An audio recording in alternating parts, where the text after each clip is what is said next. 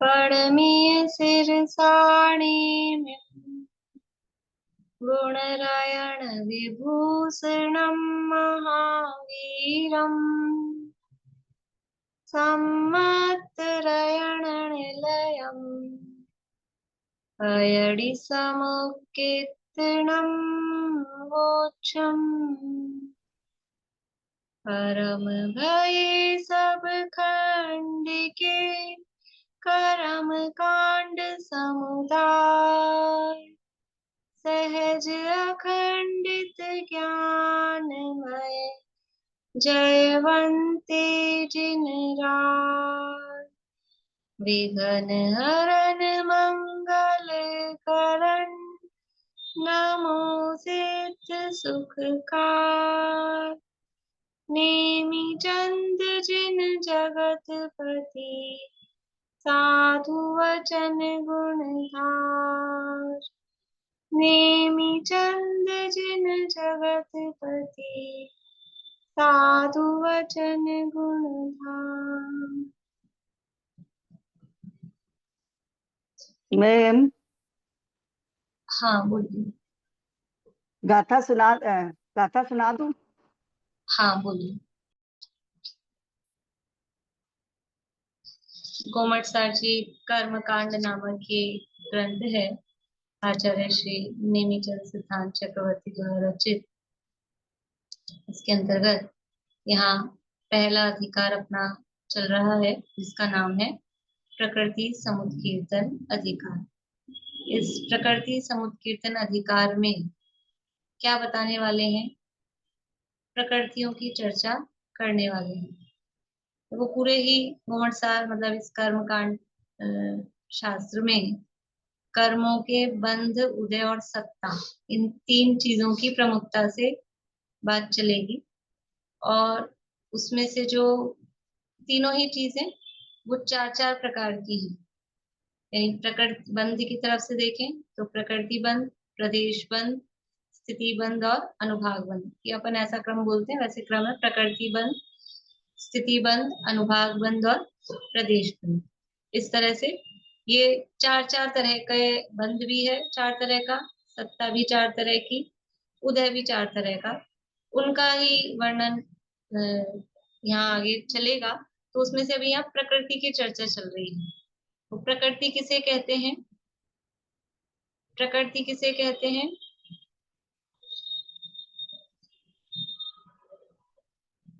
बोलिए कविता जी। स्वभाव। प्रकृति यानी स्वभाव। तो यहाँ किसकी प्रकृति की बात चल रही है? यहाँ किसकी प्रकृति? नींबू की प्रकृति की, आम की प्रकृति की, एप्पल की प्रकृति, किसकी प्रकृति की चर्चा चल रही है यहाँ पर? दीपिका जी। कर्मों की प्रकृति। हाँ, कर्मों की प्रकृति प्रमुखता से, और साथ में जीव की।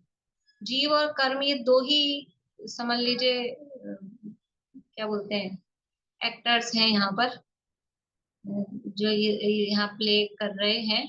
और कर्म उसमें ज्यादा प्रधान है, लेकिन जीव भी साथ में है। तो जीव की और कर्म की, फिर भी यहाँ जब बंध की चर्चा है, कर्मों की बात चल रही है। तो कर्मों का जो उनका स्वभाव है वो प्रकृति बंध कहलाता है, उसकी चर्चा यहाँ चल रही है। और कर्म के भेद यहाँ बताए थे। फिर अब विषय अपना चालू हो गया है। सबसे पहले जीव और कर्म का संबंध, ये जो टॉपिक था वो पूरा हुआ।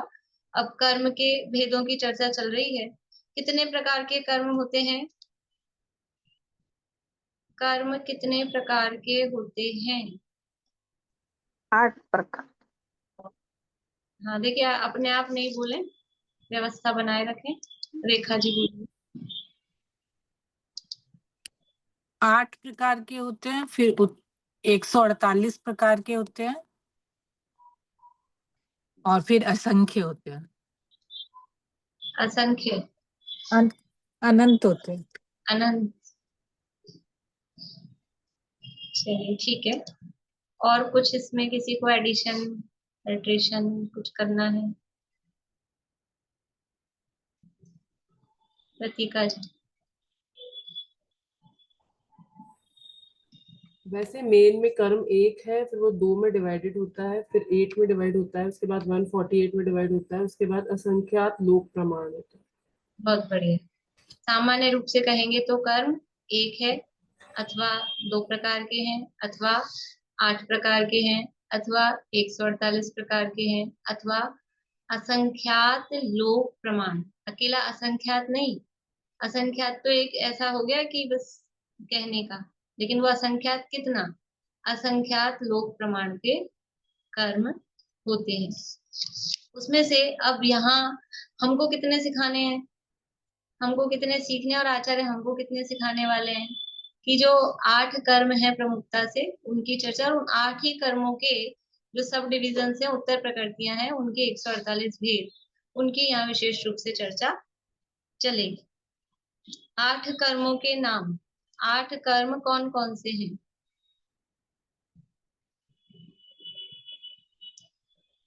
आठ कर्म कौन कौन से? तृप्ति भाभी, नाम याद है? बोलिए 8 कर्मों के नाम। ज्ञानावरण, दर्शनावरण, अंतराय, मोहिनी, आयु, नाम, गोत्र, वेदनी। बढ़िया। अब इसमें से थोड़ा सा बदलना है, ठीक है? ये अभी ये बता रहे। गाथा के हिसाब से हाँ, ज्ञानावरण, दर्शनावरण, वेदनीय, मोहिनीय, आयु, नाम, अंतराय। बढ़िया। ये क्रम है, ये क्रम याद करना है। बोलिए नूतन जी, क्या क्रम है? नूतन जी बोलिए।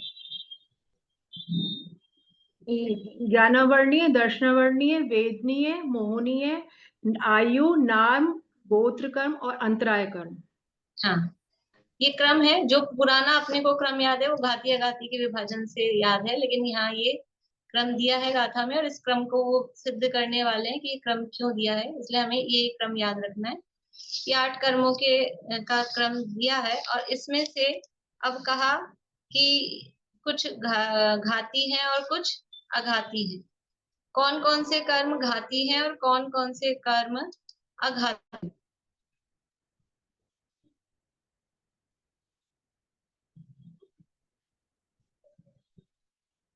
हाँ, रजनी जी मुंबई।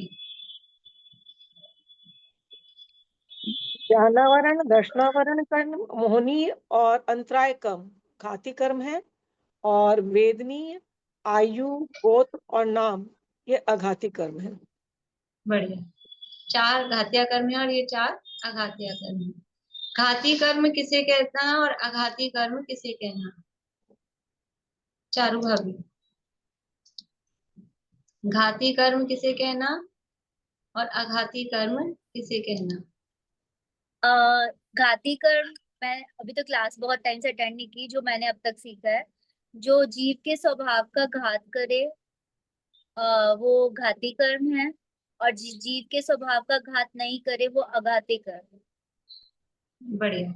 जो जीव के स्वभाव का, यानी जो अनुजीवी मतलब उनका। उसका स्वभाव पर्याय में पूरा प्रकट ना होने दे। बढ़िया, बहुत अच्छा। तो जो जीव के स्वभाव का घात करे वो घाती कर्म, स्वभाव का कहो, गुणों का कहो, और जो जीव के गुणों का घात नहीं करे वो अघाती कर्म। ये सामान्य रूप से घाती अघाती की परिभाषा है। और घात करना और घात नहीं करना, इसका क्या अभिप्राय है? इसकी चर्चा अपन ने पिछली क्लास में की थी। जीव के गुणों का घात हो भी सकता है या नहीं हो सकता है, और यदि हो सकता है तो वो किस रूप में होता है, इसका क्या अर्थ है, ये बहुत अच्छे से यहाँ अभी समझ लेना आवश्यक है। घात करना और घात नहीं करने का क्या अर्थ है? बोलिए मीना चाची।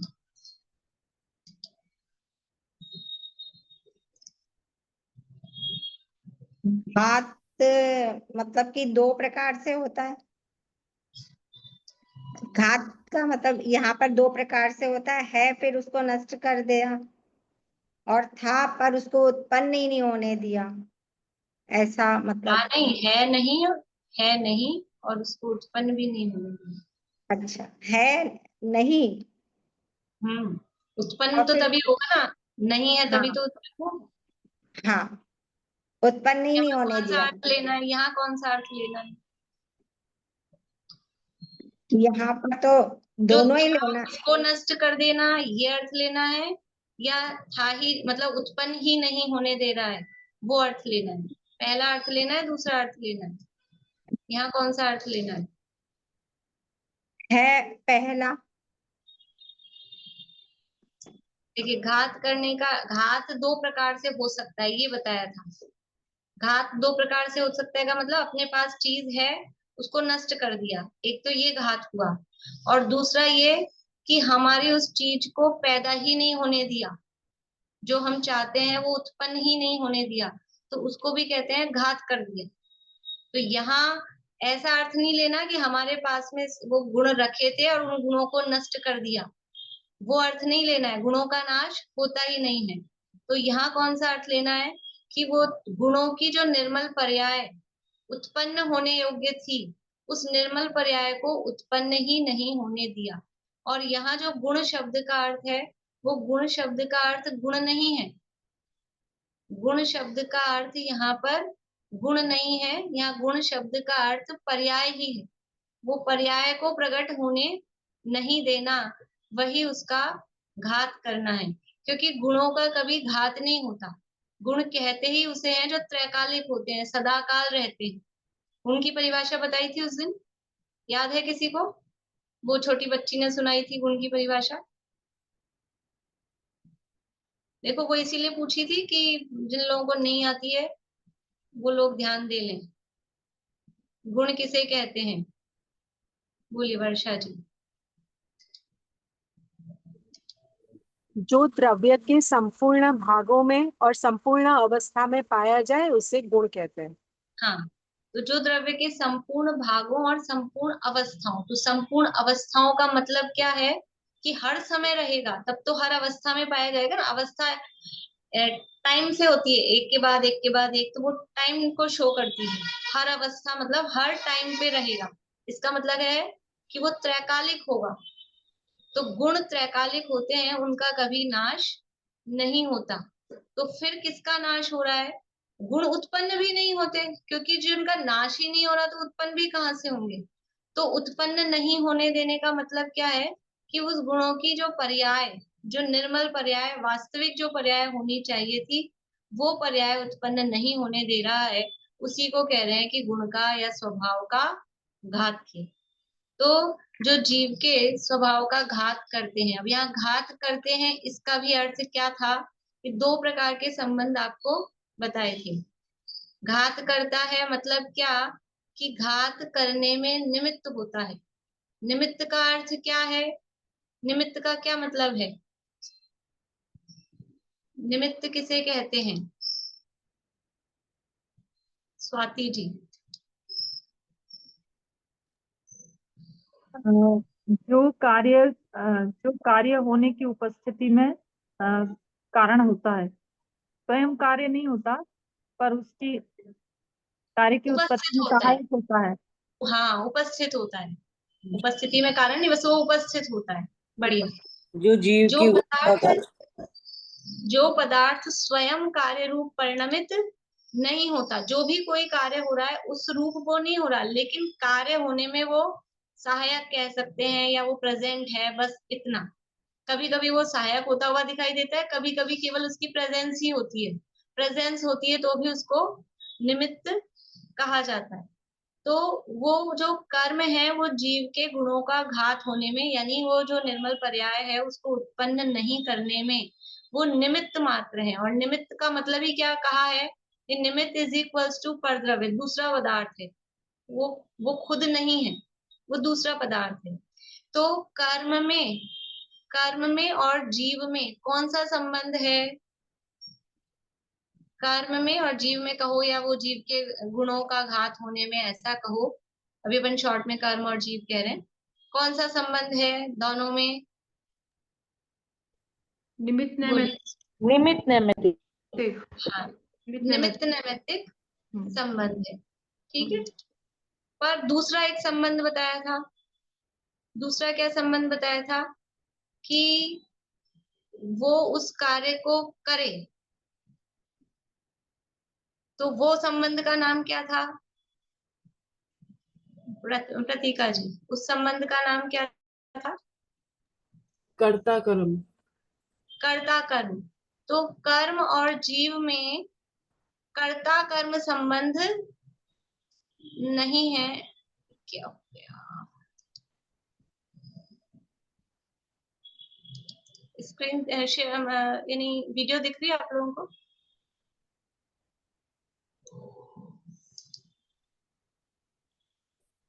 अभी दिख रही है? नहीं भाभी, नहीं आ रही। चलो देखो, 1-2 मिनट में आएगी तो। ये मैम आ रही है वीडियो आपकी? ठीक है, ठीक है। एक था कर्ता कर्म संबंध का मतलब कि जो पदार्थ, जिस पदार्थ में कार्य हो रहा है वो पदार्थ उस काम का। देखो यहाँ कर्ता कर्म में कर्म का मतलब क्या है? यहाँ कर्ता कर्म में कर्म का मतलब कौन सा कर्म? ये जो 8 कर्म है वो वाला कर्म, हाँ या ना? कर्ता कर्म संबंध में कर्म शब्द का अर्थ 8 कर्म है क्या? हाँ कि ना? 8 कर्म नहीं है, ठीक है। तो यहाँ कर्म का मतलब क्या है? यहाँ कर्म का मतलब है कार्य। जो कारकों में कार्य होता है, कारक बोलते हैं ना, कर्ता ने कर्म को करण से संप्रदान के लिए, जो अपन ने स्कूल में सीखा है, ये वो वाला कर्म है, ठीक है। तो कर्म मतलब कार्य, वो वाला कार्य। तो कर्ता कर्म संबंध यानी ये कर्म है और ये इसका कर्ता है, ऐसा संबंध जीव और कर्म में नहीं है कि कर्म करता हो और जीव उसका कार्य हो, यानी कर्म करता हो और जीव के भाव वो उसके कार्य हो, ऐसा संबंध नहीं है। तो कौन सा रिलेशन है? निमित्त नैमित्तिक, निमित्त नैमित्तिक संबंध है। कर्म का उदय निमित्त है और जीव की जो भी स्थितियां बन रही हैं, मोह द्वेष भाव हो रहे हैं, क्रोध मान माया लोभ की स्थितियां हो रही है और जो भी परिस्थितियां बन रही है वो सब उसके कार्य हैं। नैमित्तिक शब्द का क्या अर्थ बताया था? नैमित्तिक शब्द का क्या अर्थ है?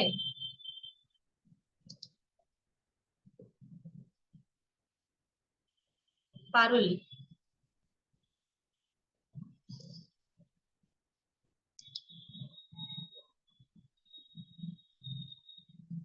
भाभी जो मतलब नैमित्तिक, वो मतलब जो कार्य हो रहा है उसमें वो निमित्त, मतलब बस वहाँ उपस्थित है, उस पे कार्य होने का आरोप जिस पदार्थ पर आ रहा है। नहीं, नैमित्तिक शब्द का अर्थ बताना सुमन जी। जब निमित्त की अपेक्षा से होने वाले कार्य को देखते हैं तो नैमित्तिक कहते हैं, फिर नैमित्तिक कह दिया जाता है। निमित्त बढ़िया, नैमित्तिक संबंध। बढ़िया। नैमित्तिक का मतलब है वो कार्य है, उस कार्य को ही निमित्त की तरफ से नैमित्तिक कहते हैं। जो लोग पिछली क्लास में नहीं थे, लास्ट जो वेडनेसडे को क्लास हुई थी उसमें जो लोग नहीं थे और अभी तक जिन्होंने नहीं सुनी है तो उस क्लास को जरूर सुनी, ये सारी चर्चा उसमें हुई है। काफी धीरे धीरे पूरी क्लास में यही चर्चा हुई है और जिन्होंने पहली बार सुनी थी वो भी जरूर उसको दोबारा सुने, क्योंकि अपन उतना ही टाइम फिर से आज लगाएंगे तो अपन मतलब आगे नहीं बढ़ पाएंगे। आप जैसा कहें, मैं तो वापस से वही चीजें समझा सकती हूँ, मुझे कोई दिक्कत नहीं है, लेकिन जिनको समझ आ गया फिर उनको ऐसा लगेगा कि वहीं अटके हुए हैं, ठीक है। तो निमित्त नैमित्तिक का निमित्त मतलब है कोई परद्रव्य और नैमित्तिक मतलब है उस कार्य को कह रहे हैं नैमित्तिक। जैसे घड़ा और या रोटी, और उसमें अपन ने लिया था घड़ा और कुम्हार, तो कुम्हार है निमित्त और घड़ा है नैमित्तिक। तो घड़ा क्या है? वो कार्य, जो रिजल्ट अपने सामने आया उस कार्य को ही निमित्त की तरफ से नाम दे रहे हैं नैमित्तिक। जैसे उदाहरण दिया था, याद आ रहा है कौन सा उदाहरण दिया था? एक बच्चा है, वो एक बच्चा मामा की तरफ से उसको क्या कहते हैं? मामा कहते हैं मेरा भांजा है, और उसी बच्चे को चाचा कहते हैं मेरा भतीजा है। तो वो क्या है कि ये इसकी तरफ से देख रहे हैं तो इसका नाम भांजा पड़ रहा है, तो निमित्त की तरफ से देख रहे हैं तो इसका नाम क्या पड़ रहा है? नैमित्तिक। कुम्हार की तरफ से देख रहे हैं तो ये घड़ा क्या है?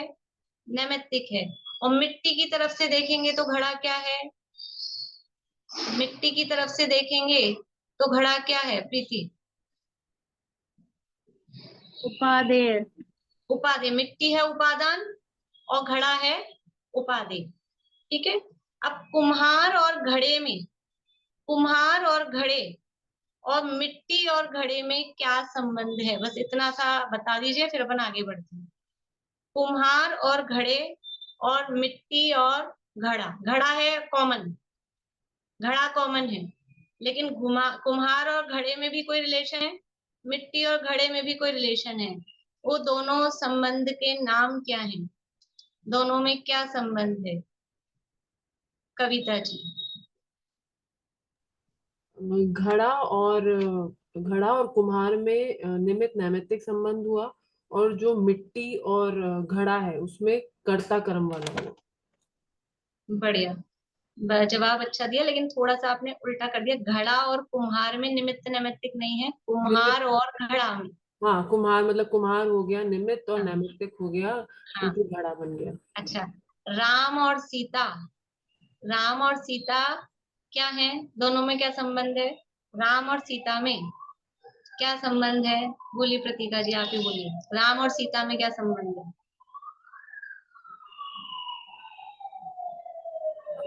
इसी कॉन्टेक्स्ट से? नहीं, आप तो अपने ज्ञान से बताइए, राम और सीता में क्या संबंध है? हस्बैंड वाइफ में। हस्बैंड वाइफ है, ठीक है। और सीता और राम में? Wife husband. हाँ, यहाँ समझ में आ गया ना आपको? समझ में आया। क्यों पूछा मैंने, समझ में आया? हाँ, कुम्हार और घड़े में निमित्त नैमित्तिक संबंध है, और घड़े और कुम्हार में तो वो नैमित्तिक निमित्त हो जाएगा। हाँ, मतलब ठीक है, बोलने, हाँ हाँ, बोलने से हाँ, ठीक, बढ़िया। तो कुम्हार और घड़े में निमित्त नैमित्तिक संबंध है, और मिट्टी और घड़े में कर्ता कर्म संबंध है। अब अपने को तो घड़ा कुम्हार और मिट्टी कुछ नहीं सीखना है, अब बताना है कर्म और जीव के भाव। वो यहाँ से देखिए, मैं शेयर नहीं कर रही हूँ, शेयर करने में ये मेरा वैसे ही हैंग हो रहा है और हैंग होगा। आप लोग पेज नंबर निकाल लीजिए अपने बुक में, पेज नंबर है 11। ये निमित्त और उपादान वाली फर्स्ट स्लाइड है, सबसे ऊपर वाली। ज्योति जी, हाँ ज्योति जी, जी, हाँ जी, इसमें उपादान मिट्टी है और उपादेय घड़ा है। हाँ, हाँ। देखिए, अब ये जीव और कर्म में, जीव और कर्म में, और कर्म और जीव में, दोनों में ही कौन सा, चाहे सीताराम बोलो चाहे राम सीता बोलो, यहाँ वो चक्कर नहीं पड़ेगा, ठीक है। जीव और कर्म में कौन सा संबंध है? निमित्त नैमित्तिक। और कर्म और जीव में कौन सा संबंध है? निमित्त नैमित्तिक। लेकिन अब किस किस चीज में वो जीव निमित्त बन रहा है, किस चीज में कर्म निमित्त बन रहा है, वो यहाँ थोड़ा सा बताया है। बोलिए रजनी जी। आपने बताया मिट्टी कर्ता और घड़ा कर्म। तो मिट्टी अपने आप तो कुछ कर ही नहीं सकता है। हाँ, कर्ता वो तो जब भी वो कुम्हार होएगा ना, मिट्टी तो पिछली उपादान है। पिछली पिछली क्लास नहीं सुनी है शायद आपने अभी ना? हम्म। हाँ, वो सुन लीजिएगा, जवाब अभी मैं दे रही हूँ, पर वो क्लास जरूर सुनिएगा। सभी से निवेदन है, जिन्होंने पिछली क्लास नहीं सुनी हो वेडनेसडे वाली, वो जरूर सुन लें। कर्ता किसे कहते हैं?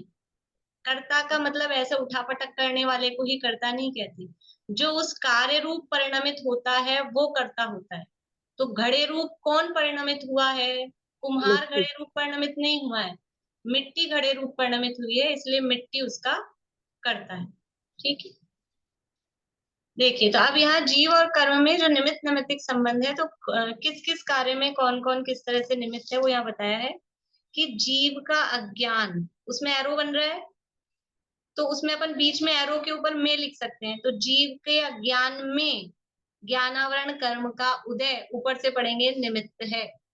ये पढ़ने का थोड़ा तरीका है, ये शॉर्ट में समझ लीजिए लिखी हुई चीजें हैं, तो इसको कैसे पढ़ेंगे? जीव का अज्ञान उपादान है, उसमें ज्ञानावरण कर्म का उदय क्या है? वो निमित्त है, ठीक है। तो जीव के अज्ञान को अपन निमित्त की भाषा में बोलेंगे नैमित्तिक काम है। जीव में अज्ञान भाव हुआ, क्यों हो रहा है? तो कर्म की तरफ से कहेंगे तो ज्ञानावरण कर्म के उदय के निमित्त से जीव में अज्ञान भाव हो रहा है। लेकिन उस अज्ञान का कर्ता कौन है? कर्ता कहो या उपादान कहो, वो कौन है? कि जीव स्वयं, वो जीव में हो रहा है ना। और कर्म है, करता है क्या उस अज्ञान को? तो कह रहे कर्म का उदय केवल निमित्त है, कर्म कर्ता नहीं है। कर्ता कौन है? कर्ता जीव स्वयं है। ठीक। अब दूसरा, जीव में मोह राग द्वेष, मोह राग द्वेष के परिणाम होते। मोह राग द्वेष शॉर्ट में बोलते हैं, आप एक एक को लगा सकते हो। क्रोध, मान, माया, लोभ, हिंसा, झूठ, चोरी, कुशील, परिग्रह, जो जो भी भाव हो रहे हैं, जो जो भी हमारे इस तरह के भाव होते हैं, उन सब में क्या निमित्त है? मोहनीय का उदय। मोहनीय कर्म का नाम है। मोहनीय कर्म का उदय, ये जीव के जो भी विकारी भाव है, मोह राग द्वेष क्रोधादि भाव, उन सब में ये निमित्त है। अभी देखिए, कर्म का बंध हो रहा है। कर्म के बंधने में उपादान कौन है? वो कर्म स्वयं। वो कर्म का बंध हो रहा है ना, कर्मण वर्गणा कर्म रूप परिणमित हो रही है। तो कर्म रूप परिणमित कौन हो रही है? कर्मण वर्गणा। तो उसका कर्ता, कर्म बनने का कर्ता कौन हुआ? वो कर्मण वर्गणा कहो या कर्म, वो स्वयं। लेकिन अब उसमें निमित्त कौन है?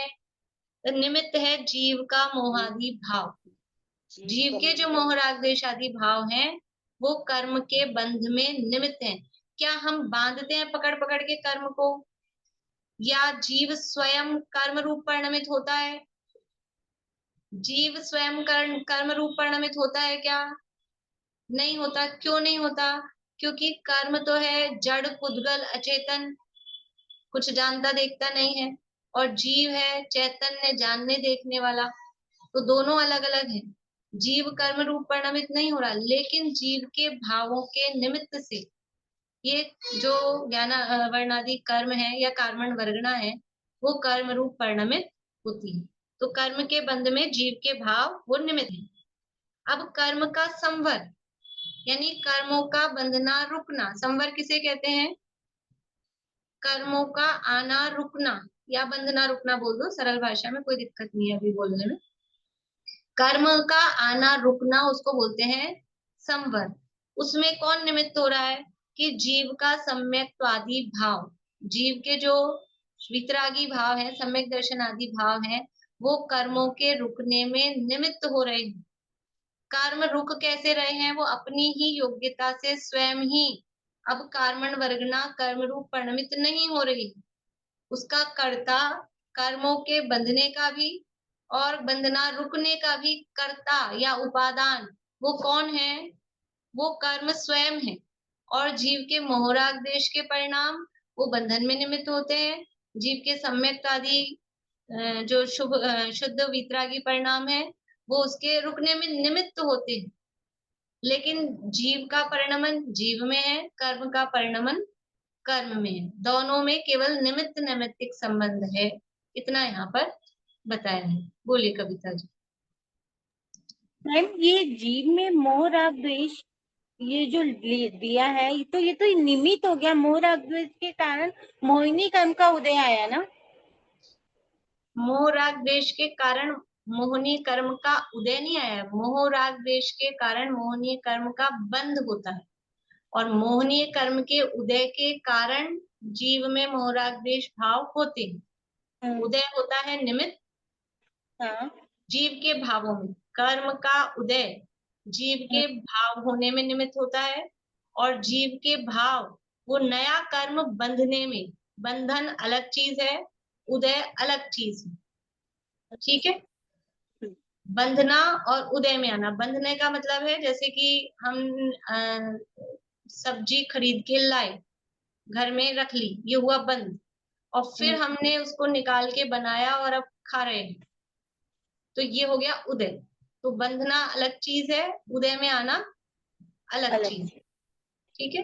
तो जीव के कर्मों के बंधन में, यानी कर्मों के बंधन में, जीव के नहीं, कर्मों के बंधन में जीव के भाव निमित्त हैं, और जीव के जो भाव हो रहे हैं उसमें कर्मों का उदय निमित्त। ठीक है। इस तरह से दोनों एक दूसरे में निमित्त हैं। बोलिए रेणु जी। मैम, यही बात मैं पूछना चाह रही थी कि मतलब दोनों निमित्त निमित्त, इसमें फिर क्या हुआ समझ में नहीं आ रहा है। मतलब कर्म के, अगर कर्म जो कर्मण वर्गणाएं ठीक है, हैं, मैं समझ गई। देखो, मैं अब एक एक बात काम हो रहे हैं। हाँ बोलिए। जो कार्मण वर्गणाएं है, जो कर्म रूप परिवर्तित हो रही है, तो उससे फिर जीव के भाव राग द्वेष मोह के हो रहे हैं। और आप यहाँ बोल रहे हो कि राग द्वेष मोह के भाव से जीव में कर्म का बंध हो रहा है। ये मैं हाँ समझी हूँ इस चीज को। हाँ, वही अब मैं बता रही थी। देखिए कि कर्म का उदय आया, इधर इधर कर्म का उदय है। जैसे इधर कर्म का उदय है, इधर जीव के मोहराग देश के भाव हो रहे हैं। ये जो कर्म का उदय आया है, ये कर्म का उदय कौन सा आया है? ये पहले बंधे हुए थे, बंधे हुए थे तो ये उदय में आया है ना। उदय कहाँ से आएगा? हमारे पास बंधे हुए ही नहीं है, उदय में आ जाएंगे? हमारी जेब में एक भी नोट नहीं है और फिर खर्चने, अभी वो मत कहना सब ई मनी चल रही है, मोबाइल में होता है ये, वो नहीं। अभी तो कैश की बात समझना। तो हमारी जेब में एक भी रुपया नहीं है और हम दुकानदार को दे रहे हैं, दे सकते हैं क्या? है ही नहीं। तो जेब में होगा तो हम दे सकेंगे ना कुछ। तो हमारे पास है पहले का, तो वो उदय में आ रहा है। तो जो अनादि परंपरा है, जीव और कर्म का संबंध इसलिए पहले गाथा देती, जी अनादि संबंध है। जीव और कर्म का संबंध कैसा है? ये अनादि की परंपरा है। तो अनादि से जीव के साथ में कर्म है, तो पूर्वबद्ध कर्मों का उदय आता है। उसके फल में, उदय के निमित्त से यहाँ जीव के मोहराग देश क्रोधादि भाव होते हैं। अब ये जो जीव के मोहराग देश के भाव हो रहे हैं, इस भावों के निमित्त से नया कर्म बंधता है। पुराने कर्म का उदय आता है, उससे भाव होते हैं, और फिर जो भाव हो रहे हैं उससे फिर नवीन बंध हो रहा है। फिर ये जो नवीन बंध हुआ है, इसका फिर अपना टाइम पाकर उदय में आएगा। फिर ये जो उदय में आ रहे हैं, इस उदय के कारण से फिर जीव के मोहराग देश के भाव होते हैं। इस तरह से अनादि काल से ये कर्म बंधन की प्रक्रिया, ये अनादि काल से चल रही है। तो जो कर्म का उदय आ रहा है, मतलब जो अभी बंध रहा है वो ही नहीं उदय में आ रहा है, पूर्वबद्ध उदय में आ रहा है, और वर्तमान परिणामों के निमित्त से भविष्य के लिए आगामी बंद हो रहा है। ऐसा वो साइकिल चलता है। मैं मतलब इसको और जैसे हम लोगों के लिए समझने के लिए, मतलब इसको पूर्वबद्ध कर्म को बोलने से ज्यादा इजी हो जाएगा, मतलब नहीं तो थोड़ा सा डाउट में या फिर वैसे हो जाते हैं। मतलब इसमें जो डेफिनेशन लिखे वो पूर्वबद्ध कर्म के लिख लीजिए, अनुसार आपको लिखे जैसा थे। समझ में। हाँ बोलिए प्रीति। भाभी ये उपादान की जगह नैमित्तिक कार्य ज्यादा उपयुक्त नहीं था इसके लिए, जो उपादान लिखा है जहाँ? नहीं, उपादान इसलिए लिखा है क्योंकि यहाँ दोनों चीजें बता दी। जब निमित्त बताया तो उसको नैमित्तिक समझ लेना, लेकिन उसमें कर्ता कर्म दो दो संबंध बताने थे ना, निमित्त नैमित्तिक और कर्ता कर्म। तो उन्होंने एक ही बात में वो दोनों गर्भित कर दिए। उपादान कह के कर्ता वाली बात भी बता दी, और निमित्त कह के निमित्त नैमित्तिक। जब हम इसको निमित्त कह रहे हैं तो निमित्त की तरफ से जीव के अज्ञान को नैमित्तिक कहेंगे, लेकिन उसमें वास्तव में उसका कर्ता कौन है, उपादान कौन है? वो जीव स्वयं। तो जीव का अज्ञान अपने आप हुआ है, वो उपादान उसका कर्ता वो स्वयं है, ऐसा। और उसमें कर्म का उदय निमित्त। आप मतलब वो ब्रैकेट में उसमें उपादान, नैमित्तिक लिख सकते हैं, ब्रैकेट में उसमें नैमित्तिक कार्य लिख सकते हैं, ऐसा कर सकते हैं, समझने के लिए कर सकते हैं। ठीक है। इस प्रकार इस ग्रंथ में सर्वत्र समझना, यहाँ जो जो भी बात कहेंगे, अब जो घाती अघाती की बात कही है कि ज्ञानावर्णादि कर्म जीव के गुणों का घात करते हैं, तो इसका अर्थ क्या समझना? क्या समझना? पहली बात कि जीव के गुण का घात नहीं करते, उसकी निर्मल पर्याय उत्पन्न नहीं होने दे रहे हैं, पहली बात। और दूसरी बात कि जीव के गुण का घात करते हैं, अर्थात उसके गुण के घात में निमित्त होते हैं। जीव स्वयं अपने स्वरूप को भूलकर उस पर्याय रूप परिणमित नहीं हो रहा है। वास्तव में उसका कर्ता या उपादान तो जीव स्वयं है, कर्म केवल उसमें निमित्त मात्र है। और निमित्त का मतलब है कि वो केवल वहां पर उपस्थित होता है, वो वहां पर होता है, बस इतना। ठीक है। देखिए अब एक गाथा आगे बढ़ते हैं अपन। बोलिए रजनी जी। दीदी कर्ता कर्म और निमित्त उपादान एक ही है? नहीं, निमित्त उपादान तो कर्ता कर्म जो है वो उपादान में है। कर्ता कर्म संबंध जो है वो उपादान उपादेय में है, और निमित्त उपादान तो दोनों में से एक एक को ले लिया, ये निमित्त है ये उपादान है, ऐसा करके। तो मतलब उपादान जो बताया उसमें कर्ता को बताया, और निमित्त में निमित्त को बताया है।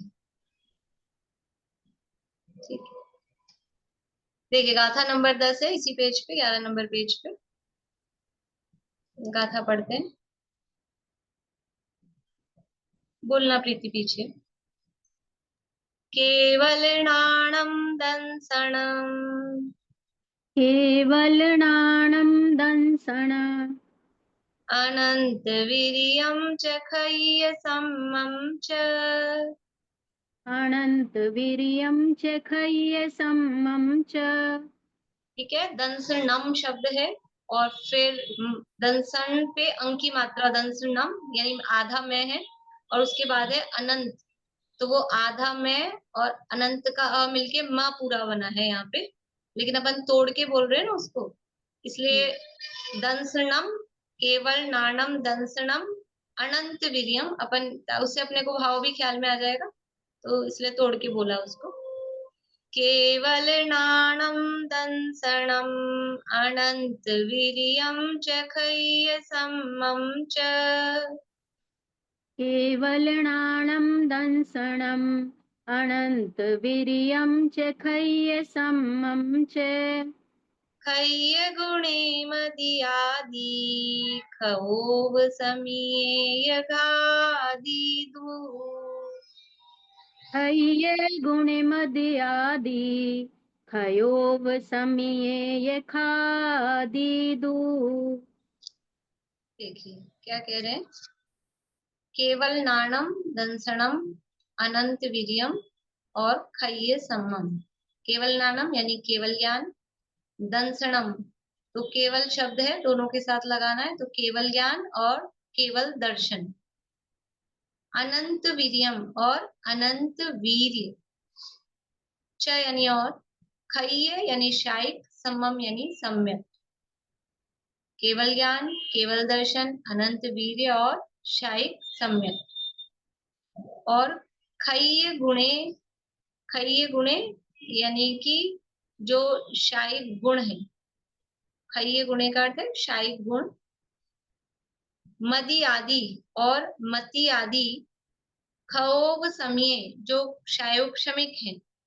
अभी केवल शब्दार्थ बता रही हूँ, बाकी अर्थ अपन जोड़ेंगे अभी फिर से। खय्य गुणे यानी शायिक गुण, मदी यादि तो मति आदि, खओव समये यानी शायोक्षमिक, घादी यानी घातते हैं, दू यानी घातते हैं के अर्थ में, ये और दू ऐसा पर्टिकुलर अर्थ नहीं है उनका। देखिए क्या कह रहे हैं कि केवल ज्ञान, केवल दर्शन, अनंत वीर्य और शायिक सम्यक। ठीक है, और आगे जो च शब्द दिया है, खय्य सम्मम के बाद च शब्द दिया है, उस च शब्द से शायिक चारित्र, और फिर यहाँ एक और च, बीच में भी च था और यहाँ पे भी च है, तो एक च से शायिक चारित्र और एक च से शायिक दान लाभ भोग उपभोग, वीर्य को लिया है, बाकी शायिक दान आदि, इन खय्य गुणे यानी शायिक भाव। अभी ये शायिक भाव क्या होते हैं अभी देखते हैं अपन।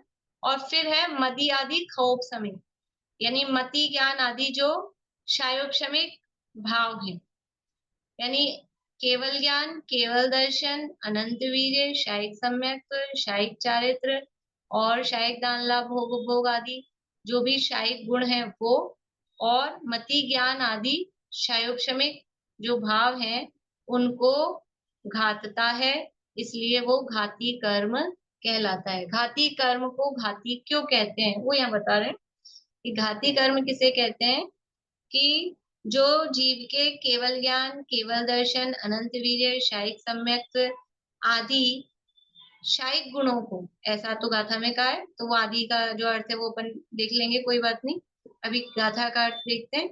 आदि शायिक गुणों को और मति ज्ञान आदि शायोक्षमिक गुणों को या भावों को जो घातते हैं या घातने वाले होने से वो घाती कर्म है।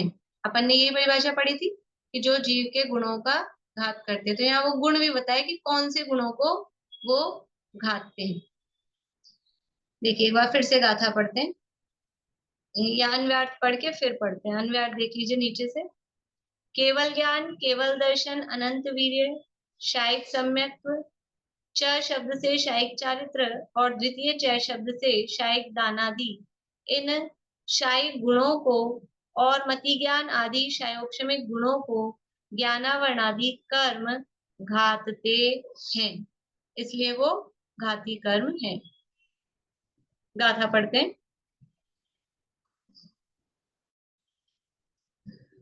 सुमन जी पढ़िएगा पीछे। केवल नाणं दंसनम् अनंत वीर्यं च खय्य सम्मं च, केवलनानमदंसनम् अनन्तवीर्यं च खय्यसम्मं च, खय्य गुणे मदियादि खओब समीय घादिदु, खय्यगुणे मदीयादि खयोगसमीये यगादिदु। देखिए अब ये शायोक्षमिक भाव और शायिक भाव, शायिक भाव और शायोक्षमिक भाव, ये दो चीजें यहाँ कही है। किन किन को नहीं पता शायिक भाव और शायोक्षमिक भाव क्या है, किन किन को नहीं पता, हाथ खड़ा करेंगे। सबको पता है?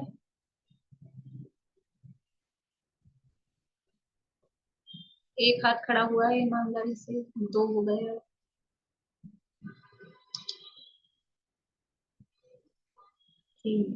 देखिए यहाँ कह रहे हैं कि जो जीव के शायिक भावों को और शायोक्षमिक भावों को जो कर्म घातते हैं वो घातिया कर्म। तो शायिक भाव क्या है कि कर्मों के क्षय, तत्वार्थ सूत्र में दूसरे अध्याय में शुरू के 7 सूत्रों में ये जीव के भावों का वर्णन किया है। तो कर्म तो अपने को समझ में आ गया, ये कर्म है। अब इन कर्मों की 4 अवस्थाएं होती हैं। या तो उनका उदय होता है यानी वो फल देते हैं, ठीक है, या फिर ऐसी स्थिति भी हो सकती है कि उनको दबा दिया जाए, फल नहीं दे पा रहे हैं लेकिन खत्म नहीं किए पर उनको बेहोश कर दिया, तो वो स्थिति कहलाती है उपशम। एक स्थिति ऐसी हो सकती है कि उनको खत्म ही कर दें जड़ मूल से, तो वो स्थिति कहलाती है क्षय। और चौथी स्थिति होती है क्षयोपशम।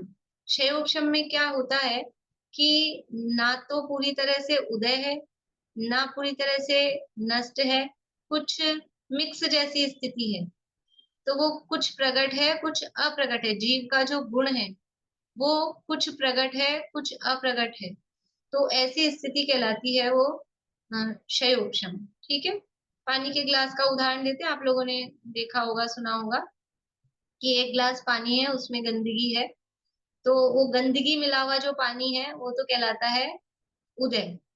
और कर्म के उदय के समय जो जीव के भाव होते हैं, जिस समय कर्म का उदय चल रहा है उस समय जीव के जो भाव होते हैं वो कहलाते हैं औदयिक भाव।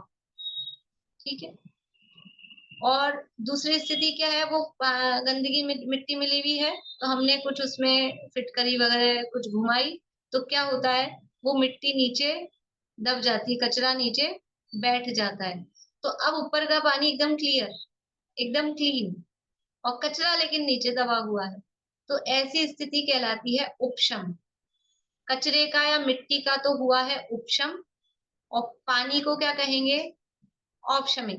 तो ऐसे ही कर्म जीव में दबा हुआ है तो कर्म का हुआ उपशम, और जीव के उस समय जो भाव हो रहे हैं कर्म के उपशम के समय, तो वो जीव के भाव कहलाते हैं औपशमिक। ठीक है, अब वो कचरा दबा हुआ था लेकिन किसी ने थोड़ा सा हिला दिया उसको, ग्लास को, तो फिर क्या हुआ कि काफी मिट्टी तो नीचे दबी हुई है लेकिन कुछ गंदगी उसमें वापस से ऊपर आ गई। तो अब जो ऊपर का पानी है वो उतना गंदा भी नहीं है जितना पहले था, लेकिन उतना साफ भी नहीं है जितना उपशम के समय साफ था। तो वो कुछ गंदा कुछ साफ ऐसी स्थिति है, तो उस समय की स्थिति कहलाती है कर्म का क्षयोपशम। और जीव का जो भाव होता है उस समय वो कहलाता है क्षयोपशमिक भाव। ठीक है, इस समय वो जीव के जो गुण का कुछ अंश प्रकट है, कुछ अंश अप्रकट है। जब कर्म का उदय है तब तो जीव के गुण गुण प्रकट है ही नहीं, वो जो निर्मल अंश है वो कुछ प्रकट है ही नहीं। जब उपशम हुआ था तब निर्मलता थी, लेकिन साथ में सत्ता में कर्म था। अब जब क्षयोपशम है तब वो कुछ अंश प्रकट है निर्मलता का, कुछ अंश अप्रकट है। अब क्या हुआ कि वापस से उस कर्म को, वो जो कचरा था वो कचरा जब नीचे बैठा तो फिर हमने क्या किया, वो जो साफ पानी था उसको दूसरे ग्लास में निकाल लिया और वो जो मिट्टी गंदगी थी उसको फेंक दिया। अब जो ये ग्लास में पानी आया वो एकदम साफ, ना तो उसमें नीचे कहीं कचरा है ना बीच में कहीं कचरा है। तो उस समय अब क्या हुआ, कचरे का क्षय, यानी कर्म का हो गया क्षय। और जीव के जो भाव होते हैं उस समय वो कहलाते हैं क्षयिक भाव। तो कर्मों के बिल्कुल अभाव के समय जीव के जो भाव होते हैं वो कहलाते हैं क्षयिक भाव। और जब कर्मों का क्षयोपशम होता है तो उस समय जो जीव के भाव होते हैं वो कहलाते हैं क्षयोपशमिक भाव। तो यहाँ क्षयिक भावों के नाम गिनाए हैं, इनके भेद भी वहां बताए हैं। जिनको और विशेष जानना हो तो तत्वार्थ मणि प्रदीप आप लोगों के पास में होगी शायद पुस्तक, अथवा तत्वार्थ सूत्र की दूसरी जो भी पुस्तक हो, तो उसमें दूसरे अध्याय के शुरू के 7 सूत्र हैं, उनका थोड़ा सा अर्थ पढ़ लेंगे तो ये भावों के भेद और ये सब आपको थोड़ा ख्याल में आ जाएगा। तो क्षयिक भाव के 9 भेद हैं और क्षयोपशमिक भाव के 18 भेद हैं। तो यहाँ आदि शब्द से वो क्षयिक भाव के पूरे 9 भेद और क्षयोपशमिक भाव के 18 भेद वो सब उसमें लेने हैं। मदी आदि लिखा ना, खयोब समीये, मदी आदि खयोब समीये, तो आदि में 18 भेद क्षयोपशमिक भाव के, और यहाँ जो च च शब्द से खइये गुणे कहा है क्षयिक भाव के, तो क्षयिक भाव के 9 भेद। कोई बता सकते हैं क्षयिक भाव के 9 भेद?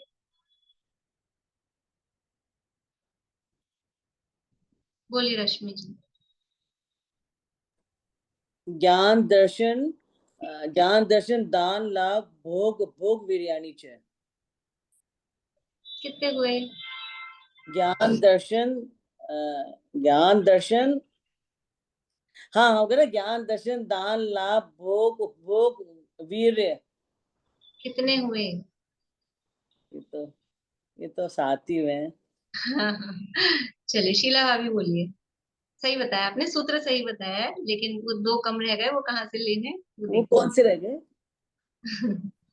बता क्षयिक ज्ञान और क्षयिक दर्शन, क्षयिक ज्ञान और क्षयिक दर्शन रह गए इनके। नहीं नहीं क्षयिक ज्ञान क्षयिक दर्शन नहीं नहीं नहीं। निशांति कहाँ गए? निशांति क्षयिक सम्यक्त्व और क्षयिक और चारित्र्य। हाँ, क्षयिक सम्यक और क्षयिक चारित्र्य वो पिछले सूत्र से लेना था। हाँ, सम्यक पे चारित्र्य औपशमिक भाव के लिए कहा था, तो वो पिछले सूत्र से लेना था। तो 9 भाव हैं, क्षयिक सम्यक, क्षयिक चारित्र्य, क्षयिक ज्ञान, क्षयिक दर्शन, 4 ये हुए, और फिर क्षयिक दान लाभ भोग उपभोग और वीर्य 5 ये हुए। इस तरह से 9 भेद तो वो यहाँ गिनाए हैं। केवल ज्ञान और केवल दर्शन, केवल कहो क्षयिक कहो एक ही बात है, कोई अंतर नहीं है। तो ज्ञान और दर्शन हो गए, अनंत वीर्य कह के वीर्य हो गया, और क्षयिक सम्यक, ये 4 लिए। फिर चय शब्द से क्षयिक चारित्र ले रहे हैं, और क्षयिक दानादि, तो दानादि में दान लाभ भोग उपभोग वो 4 लिए। तो देख लेना आप लोग, तत्वार्थ सूत्र में दूसरे अध्याय में 4था 5वां सूत्र होगा, 5वां होगा जहां तक है। तो ये क्षयिक भाव के भेद उसमें नाम गिनाए हैं। ठीक है, तो ये 9 भेद क्षयिक भाव के। और इसी तरह से क्षयोपशमिक भाव, तो उसमें ज्ञाना ज्ञान दर्शन लब्ध्यष्ट वो दिए हैं, 4 ज्ञान 3 अज्ञान, ये सब क्षयोपशमिक भाव है। तो इनको जो कर्म घातते हैं अर्थात घात करने में निमित्त होते हैं, अर्थात उनको प्रकट नहीं होते, मति ज्ञान को पूर्ण रूप से प्रकट नहीं होने दे रहा है, जो केवल ज्ञान है उस केवल ज्ञान को प्रकट नहीं होने दे रहा है, यही उसका घात करना है, तो वो घातिया कर्म कहलाते हैं। देखिए अब कौन सा कर्म क्या घातने में निमित्त है, ये स्लाइड पढ़ के बस पूरा करते हैं। देखिए, शायिक ज्ञान और शायपशमिक ज्ञान, इनको ज्ञानावरण कर्म, क्योंकि दोनों तरह के भेद बताए ना, शायिक भाव और शायपशमिक भाव, तो ज्ञानावरण कर्म। फिर शायिक दर्शन और शायपशमिक दर्शन, इसको दर्शनावरण। औपशमिक शायिक और शायपशमिक सम्यक, इसको दर्शन मोहनीय। औपशमिक शायिक और शायपशमिक चारित्र, इसको चारित्र मोहनीय। और शायिक और शायपशमिक दान लाभ भोग उपभोग वीर्य, इसको अंतराय। ये इसकी थोड़ी और चर्चा करेंगे कल। थोड़ा आप लोग जिनको 18 भेद याद नहीं हो और 9 भेद याद नहीं हो शायिक भाव के, वो एक बार थोड़ा देख के आना, या फिर अपने यहीं साथ में लिख लेना आप लोग, तो ख्याल में आएगा। और इसमें जो गर्भित है कि वो जो औपशमिक भाव है उनको घातते हैं कि नहीं घातते, वो चर्चा भी अपन फिर कल करके, और फिर आगे, अब आगे की गाथाओं में कर्मों के काम और कर्मों का स्वरूप वो चालू होगा, प्रकृतियों का, तो वो आगे अपन चालू करेंगे। अभी यही पूरा करते हैं। अभी इससे संबंधित किसी को कोई प्रश्न हो तो बोलिए, आप लोग बोलिए कविता जी।